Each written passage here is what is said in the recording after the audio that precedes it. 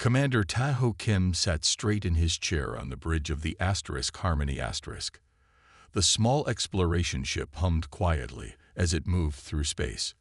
This part of the galaxy was empty on their maps. No one had been here before, or so they thought. Just another routine scan, Taho said to himself. The Galactic Council had sent them to map this region. Nothing exciting had happened in 3 months. Science Officer Ja Park sat at her station. Her fingers moved quickly over the control panel. Suddenly, she stopped. She looked at her screen again. "Commander," she called, her voice shaking a little. "I'm picking up something strange." Taho turned to her. "What is it?" "I don't know. The readings are massive. Much bigger than anything we've seen before." Ja adjusted some settings. "It's a ship, sir. But the size is impossible." "Show me," Taho ordered. The main screen at the front of the bridge flickered. Stars disappeared. "Captain Lee," Taho said carefully, "would it be possible for our vessels to meet? The Galactic Council would be very interested in opening official relations with humanity." Sun Mei considered this. "I'm authorized to host a small delegation. You may dock your shuttle in our Bay 3. We will send coordinates." The screen went dark. "Did that just happen?" Minji asked. Taho nodded slowly. "It appears humans are full of surprises." An hour later, as they prepared to board a shuttle to the Thunderchild, Ja approached Taho. "Commander, the size of that ship, the technology required. How could they have advanced so quickly without us knowing?" Taho looked out the viewport at the massive vessel. "Perhaps we weren't paying enough attention, or perhaps they didn't want us to know." "What do you think the Council will do?" Taho had no answer. The Council had always believed humans were too violent to join galactic society.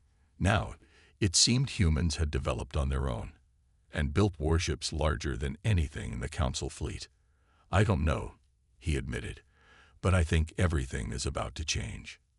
As their shuttle approached the enormous Thunderchild, Taho felt a mixture of excitement and fear.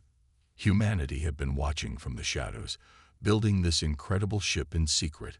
What else had they been doing? And more importantly, what did they want? The shuttle from the Harmony * glided into the massive hangar bay of the Thunderchild. The space was enormous, large enough to hold several ships the size of the Harmony * itself. Commander Taho Kim tried to hide his amazement as the shuttle touched down. Behind him, Ambassador Du Hyun Choi shifted nervously. Unlike most of the delegation, Ambassador Choi was not humanoid. His species had 4 arms and skin that shifted colors with his emotions. Right now, it was a pale blue, a sign of anxiety. "Remember," Taho said quietly, "we represent the entire Galactic Council. This first official contact is crucial." Ambassador Choi's skin flashed green briefly. "I understand, but this situation is unprecedented. Humans were supposed to be primitive." The shuttle door opened. The delegation stepped out onto the polished floor of the hangar bay. Several human crew members stood in formation, wearing dark blue uniforms. At their center stood a woman with short black hair and an air of quiet authority. Captain Sun Mei approached with measured steps. 3 senior officers followed her. The humans showed no surprise at the aliens' appearances, even though Ambassador Choi's 4 arms and color-changing skin would be startling to most species seeing them for the first time. "Welcome aboard the HMS Thunderchild," Captain Lee said with a slight bow. "I am Captain Sun Mi Lee of the Earth Defense Force." Ambassador Choi bowed in return, his 4 hands clasped in the traditional council greeting. "We were unaware humans had achieved such technological advancement. Our records indicated your species was still confined to your solar system." Captain Lee smiled. It was a polite smile, but it didn't reach her eyes. "We've been exploring for nearly 50 years, Ambassador. We developed our own FTL drive after detecting your transmissions decades ago." The delegation members exchanged alarmed glances. The Council had been careful to use encrypted communications when observing Earth, or so they thought. "You?" intercepted Council transmissions? Science Officer Jo Young Park asked. We did, replied one of the human officers. I'm Chief Science Officer Jae Sung Lim. Your encryption was quite good, but we've had decades to work on breaking it. Ambassador Choi's skin rippled with patches of red. This is most unexpected.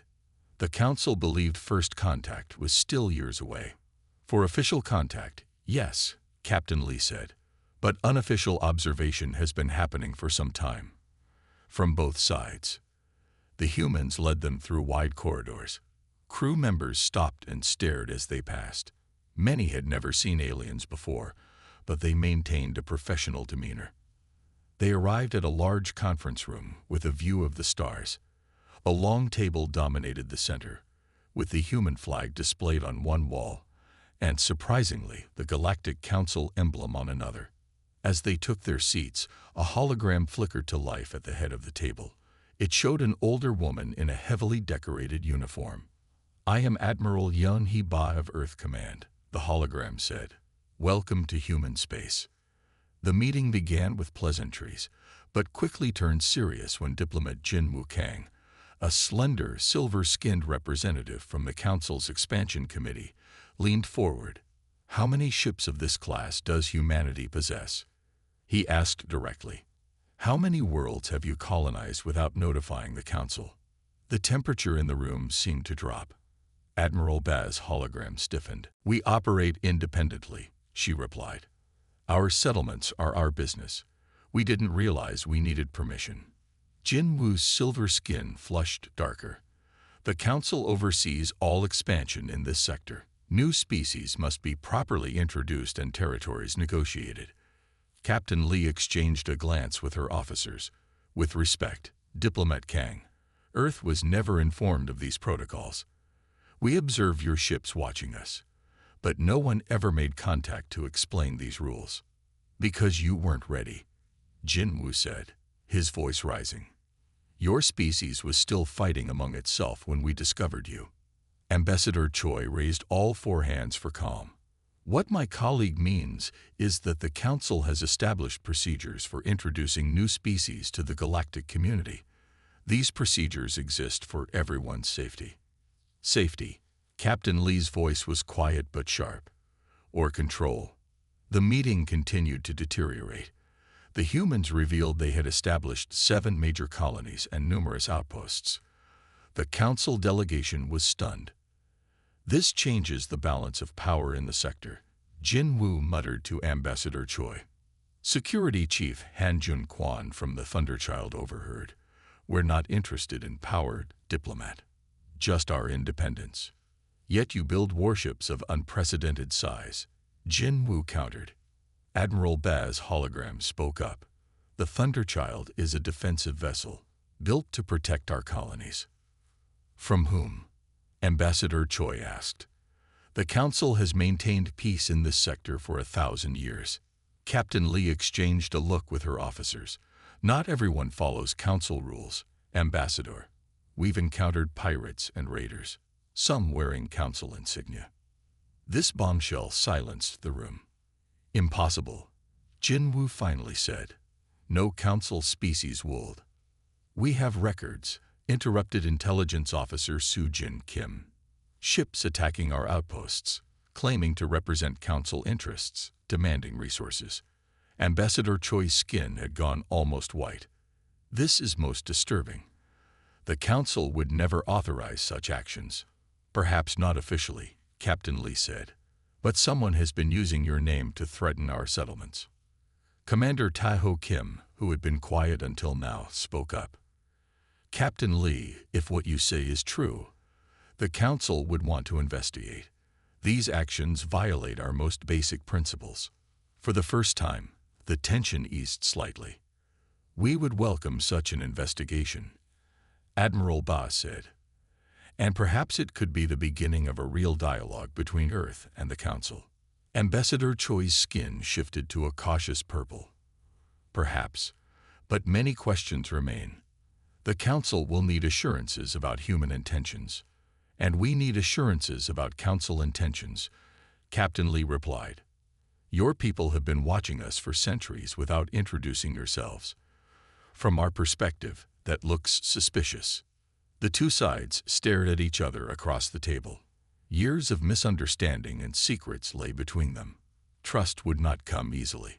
The tense meeting between the humans and the council delegation had reached a standstill. Neither side was willing to back down. Captain Sun Medley sat straight in her chair, watching Ambassador Choi's skin shift through various shades of frustration. "Perhaps we should take a break," Commander Taho Kim suggested, trying to ease the tension. Before anyone could respond, a harsh alarm cut through the room. The lights on the bridge flashed red. Lieutenant Junho Shin at the tactical station turned sharply. "Captain, 3 warships decloaking off our port bow. Weapons charging." The view screen showed 3 dark ships appearing seemingly out of nowhere. Their designs were angular and aggressive, covered in weapon ports that were beginning to glow with energy. Ambassador Choi's skin turned pale white. "The Krell Dominion. They must have followed us." "Who are the Krell?" Captain Lee asked sharply. "A hostile faction." Commander Kim explained quickly. "They oppose the Council and attack our ships when they can." The first shots fired across space. Bright beams of energy struck the Thunderchild. The huge ship shuddered slightly, but everyone could see on the tactical display that the shields held easily. Captain Lee remained calm. She didn't even stand up. "Tactical, defensive pattern Delta. No offensive action without my command." "Aye, Captain." Lieutenant Shin responded, his fingers flying over his console. The enormous human warship began to move. Despite its massive size, it turned with surprising grace, positioning itself to minimize the enemy's targeting advantage. Along its hull, small ports opened, revealing defensive weapons that activated automatically. The Krell ships launched a volley of missiles. The council delegation watched in alarm, but before they could even voice their concern, dozens of tiny energy beams shot out from the Thunderchild. Each missile was hit with perfect precision, vaporizing in small explosions well before they could reach the ship. "Your shields," Jae-Yum Park said in amazement. "They're absorbing direct energy hits without degradation." Captain Lee nodded. "Multi-phase quantum shielding. It's still experimental, but effective." The Krell ships continued their attack, growing more aggressive as they realized their weapons were having little effect. They started to maneuver, trying to surround the Thunderchild. Ambassador Choi's hands trembled. "Captain, the Krell are dangerous. They won't stop their attack. Your defensive capabilities are impressive, but—" "Ambassador," said Captain Lee, turning to face him directly, "with your permission, I'd like to demonstrate our capabilities." The ambassador looked confused for a moment, then understanding dawned on him. His skin flickered with uncertainty before he nodded numbly. Captain Lee turned back to her tactical officer. "Lieutenant Shin, target their weapon systems only. Minimal yield." "Target locked, Captain," Lieutenant Shin confirmed after a moment. "Fire." A single beam of bright blue energy lanced out from what appeared to be a minor weapon port on the Thunderchild's side. It struck the first Krell vessel with surgical precision. The ship's weapons immediately went dark. Before anyone could react, the beam shifted, hitting the second ship in exactly the same manner, then the third. In less than 5 seconds, all 3 Krell warships had been disabled. The alien delegation watched in stunned silence. Ambassador Choi's skin had gone completely white. "How?" Commander Kim finally managed to ask. "How did you target so precisely at this distance?" Chief Engineer Min Soo Park stepped forward. His uniform was different from the bridge crew, with tool pockets and engineering insignia. "That was our tertiary defense array," he explained, his voice matter-of-fact. "One of several hundred similar emplacements across the ship's hull." "Tertiary," Jae-Yum Park repeated in disbelief. "Yes," Engineer Park continued. "Our primary and secondary systems are reserved for more significant threats." The council delegation exchanged worried glances. The Krell ships were considered dangerous military vessels in council space. The thunderchild had neutralized them as easily as swatting insects. On the screen, the 3 Krell ships drifted, their engines still functioning but their weapons completely disabled. "What will happen to them?" Ambassador Choi asked. "That's up to the Council," Captain Lee replied. "We've disabled their weapons, but they can still maneuver and communicate. We can hold them until Council security forces arrive." "You could have destroyed them," Jin Wukang said quietly. Captain Lee nodded. "We could have, but that's not our way. We defend, we don't initiate. We disable rather than destroy when possible." Ambassador Choi's skin slowly shifted to a thoughtful blue. "This is not what we expected from humans." "What did you expect?" asked Captain Lee. "Based on your history, aggression, destruction." Captain Lee smiled slightly. "We learned from our history, Ambassador. We nearly destroyed ourselves several times. When we finally reached the stars, we promised to do better." The room fell silent as the Council delegation processed what they had witnessed. The Thunderchild had effortlessly disabled 3 warships that would have posed a serious threat to most Council vessels. "There's something I don't understand," Commander Kim said after a moment. "If you detected the Council observing Earth long ago, why didn't you make contact then?" Captain Lee exchanged glances with her officers before answering. "We intercepted enough of your communications to understand the Council's position on primitive species. You were watching us, judging us, deciding if we were ready based on your standards. We decided to develop on our own terms and build ships like this," Jin Woo added, gesturing around them. "Ships like this," Captain Lee agreed, "but not for the reasons you think. The galaxy is vast and not always friendly, as the Krell just demonstrated. We built the Thunderchild to protect, not conquer." As if to emphasize her point, the view screen showed the disabled Krell ships being surrounded by smaller Thunderchild support craft, providing emergency assistance to any injured crew. "Perhaps," Ambassador Choi said slowly, his skin now showing hints of hopeful green, "we have misjudged humanity." After the Krell attack, the mood between the humans and the Council delegation changed. The humans had proven they were not only advanced but also showed restraint. They could have destroyed the Krell ships, but chose not to. Captain Sun Ma Lee invited the delegation to the observation deck. It was a large room with a glass wall that showed the stars outside.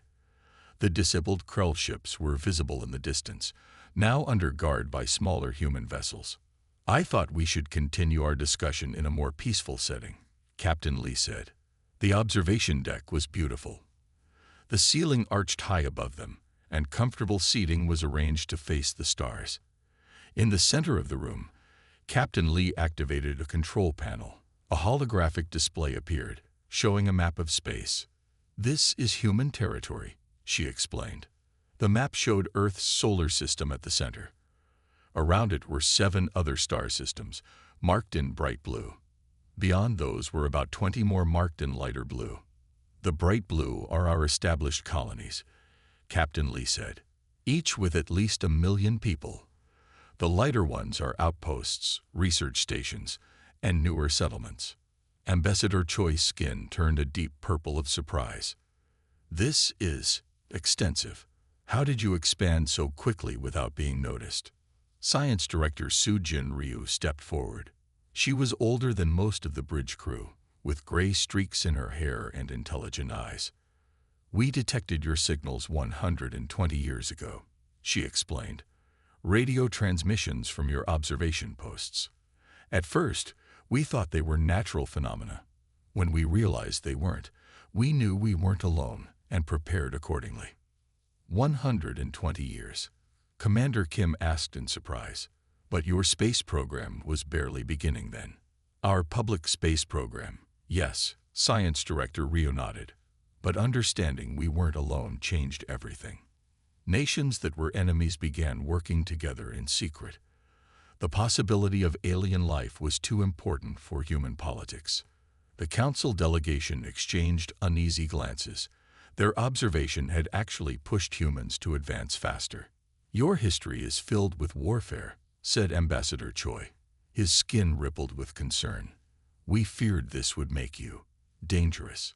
Admiral Baz's hologram appeared beside Captain Lee. It made us cautious, she corrected. Our history taught us to be prepared. The Thunderchild isn't a vessel of conquest.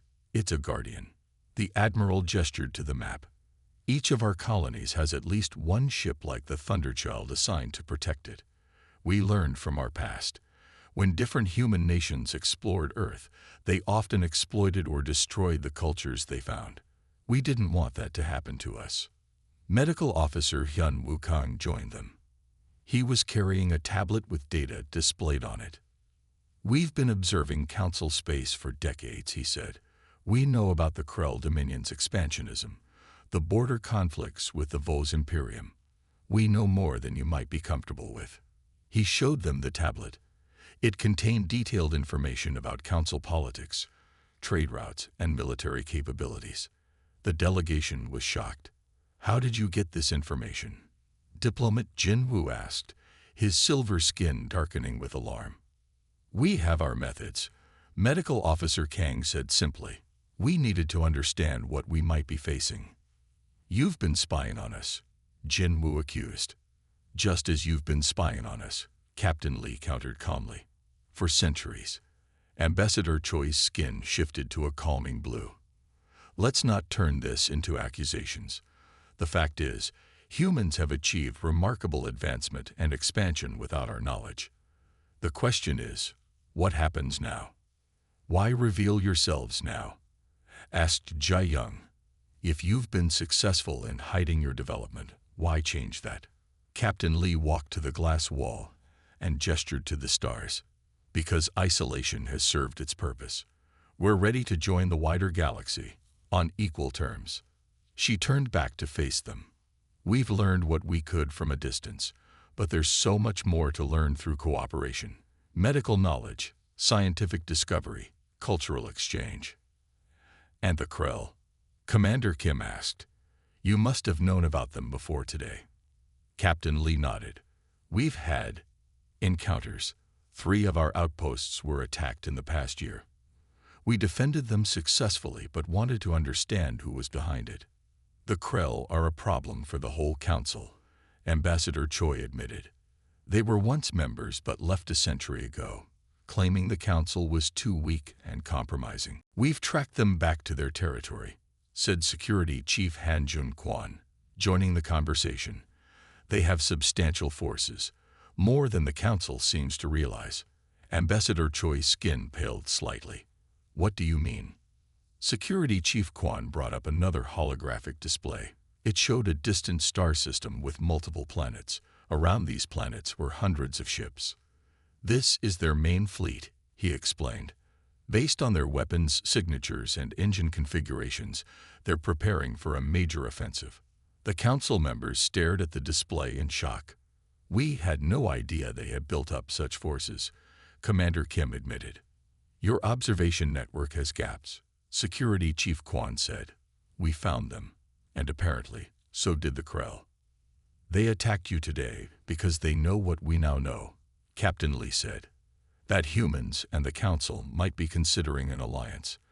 They wanted to prevent that. Ambassador Choi's skin rippled with different colors as he processed this information. If what you're showing us is accurate, the Council is in greater danger than we realized. It is accurate, Admiral Baz's hologram stated flatly. And it's one of the reasons we've decided to reveal ourselves now. The Krell are a threat to both of us. Science Director Ryu stepped forward again. There's something else you should know. Based on our analysis of Krell communications, they're planning to attack within the month. A major strike at the Council's central worlds. The room fell silent as the delegation absorbed this news. Why would you share this with us? Jin Woo asked suspiciously. You could let the Krell weaken the Council, then expand your territory more easily. Captain Lee looked at him steadily. Because that's not who we are, diplomat. Despite what you may have concluded from studying our history, humans have evolved. We seek peace and cooperation. But we will always defend ourselves, and those we consider friends. Are we friends, then? Ambassador Choi asked, his skin turning a hopeful green. That, Captain Lee said with a small smile, is entirely up to the Council. The Grand Chamber of the Galactic Council was enormous. Thousands of representatives from hundreds of worlds sat in rising tiers around a central platform. The chamber had never been so full. Word had spread quickly. Humans had been found, and they were not what anyone expected. Ambassador Do-hyun Choi stood on the central platform. His skin was a calm blue as he faced the council. Above him floated a perfect holographic image of the Thunderchild. The massive ship rotated slowly, showing its impressive size and design. Whispers and murmurs filled the chamber. "Members of the council," Ambassador Choi said, his voice carried to every corner of the room. 3 weeks ago, our exploration vessel encountered this human ship in the outer regions. What we discovered has changed everything we thought we knew about Earth. The hologram changed to show the map of human territory. The humans possess technology that rivals or exceeds our own in several key areas, he continued. They have developed independently, expanding to 7 major colonies and numerous outposts without our knowledge. They seek recognition and diplomatic relations. The chamber erupted in voices. Many council members stood, demanding to speak. How could they hide this from us? Are they a threat? What about the Krell information? The council leader, a tall being with crystalline features, raised her hand for silence. We have already verified the human intelligence about the Krell fleet. It is accurate. The Krell are indeed planning an attack. This caused another wave of concerned voices. The humans could have kept this information to themselves, Ambassador Choi said when the noise died down. Instead, they shared it freely. They have also offered to help defend council space if needed. From the side of the platform, a human figure stepped forward. He was older, with gray hair and wearing council diplomatic robes. Many council members recognized him. Council Elder Gai-ho Yang, the leader announced. You may speak. Jai-ho Yang bowed respectfully. I have served among you for 20 years as a cultural liaison, one of the few humans permitted to work with the council. I can vouch for humanity's peaceful intentions, provided our sovereignty is respected. How can we trust them? Call the voice from the assembly. Their history is filled with war. Jai-ho nodded. Yes, our history has dark chapters. We have fought ourselves more than any outside enemy. But this is precisely why we approach the galaxy with caution. We know the price of conflict, the Thunderchild, and ships like it were built for defense, not conquest. The debate continued for days. The council chambers rarely emptied as representatives argued, questioned, and considered. Reports from the delegation who had visited the Thunderchild were shared. The footage of the ship easily disabling the Krell attackers was played again and again. Finally, after 5 days, the council leader called for a vote. The question before us is simple, she said. Do we recognize humanity as an independent power and offer them membership in the Galactic Council? The vote was not unanimous, but the majority was clear. Humanity would be welcomed into the galactic community. In orbit around Lumina, the Council's capital world, the Thunderchild maintained position. On the bridge, Captain Sun-Mai Lee received the transmission from the surface. The Council has voted, Captain, said Communications Officer Jai-ho Park. They've accepted humanity's petition for recognition. We're invited to send representatives to formalize the agreement. Captain Lee nodded, her face calm but her eyes showing satisfaction. Inform Earth Command immediately. Lieutenant Jun Seo-moon looked up from his station. It seems we've made quite an impression. That was always the plan, replied Captain Lee. She walked to the viewport, gazing down at the beautiful blue-green planet below. Humans needed to enter galactic society from a position of strength. We couldn't risk being seen as primitive or weak. The Council still doesn't know everything, Lieutenant Moon said quietly. Captain Lee smiled slightly. No, some things are still ours alone. The phase jump technology, the quantum fabricators, we'll share them eventually, but only when we're sure of our place here. The sensors chimed. Multiple ships were emerging from faster-than-light travel nearby. "Earth's diplomatic fleet has arrived, Captain," reported Tactical Officer Han Jun Kwan. On the view screen, 7 sleek vessels appeared. They were smaller than the Thunderchild, but still impressive. Each represented one of Earth's major colonies. Together with the Thunderchild, they would present a united human front to the Council. "They're requesting formation positions," Officer Kwan said. "Standard diplomatic escort pattern," Captain Lee ordered. "We'll lead them down." Across the galaxy, news was spreading fast. Humans had arrived on the galactic stage, and they had arrived with power and technology that few had anticipated.